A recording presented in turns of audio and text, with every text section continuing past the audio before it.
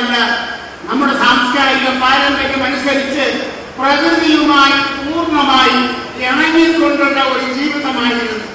നാം നദികളെയൊക്കെ തന്നെ, നദിയാവട്ടെ, മലയാവട്ടെ, വൃക്ഷമാവട്ടെ, എല്ലാത്തിനെയും ആദരിക്കുന്ന, ആരാധിക്കുന്ന, പ്രകൃതി മാതാവിന്റെ സന്തതികളായി കാണുന്ന ഒരു കാഴ്ചപ്പാടുണ്ടായിരുന്നു. ആ സംസ്കാരം നഷ്ടപ്പെട്ടതിന്റെ ഫലമായിട്ടാണ് ഈ കാണുന്നതെല്ലാം മനുഷ്യന് ചൂഷണം ചെയ്യാനുള്ള വേദിയാണ്, പരമാവധി ചൂഷണം ചെയ്യും എന്നുള്ള പാശ്ചാത്യ ആ ചൂഷണ സംസ്കാരത്തിന്റെ ഇമ്പാക്ട്, അതിന്റെ ദുഷ്ഫലമായിട്ടാണ് ഇന്ന് വാസ്തവത്തിൽ ഇത്തരം പ്രകൃതി ചൂഷണം, മലകളെയും പുഴകളെയും നെൽവയലുകളും അതുമാതിരി തന്നെ വാട്ടർ ബോഡീസ് ഇതൊക്കെ നശിപ്പിക്കുന്ന ഒരു പ്രവണത നമ്മുടെ നാട്ടിൽ വളർന്നു വരുന്നത്. അതിനെതിരായി ശക്തമായി പ്രതികരിക്കാൻ